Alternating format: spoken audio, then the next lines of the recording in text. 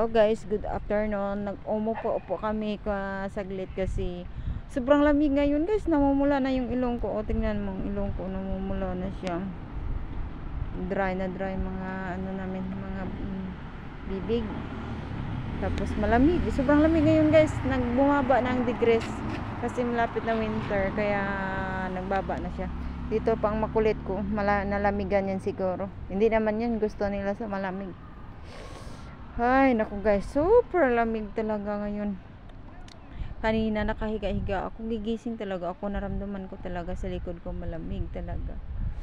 Ganun talaga dito guys, kapag mag-winter dito. Pero mas malamig pa rin dati compare sa isang taon. Kag sa ngayon, mas lamig isang taon. Pero malamig naman ngayon. Sobrang lamig talaga, hindi ka makatulog sa sobrang lamig guys, no? Kasama ko ang handsome kaya. Hi guys, kung saan kayo ng sulok ng mundo, comment kayo guys kung malamig din sa inyo.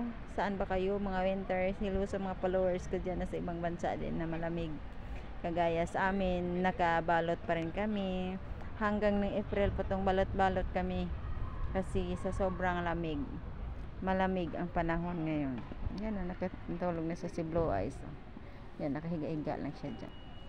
Yan lang guys, comment down below lang guys kung saan kayo ng sulok ng mundo guys. Goodbye.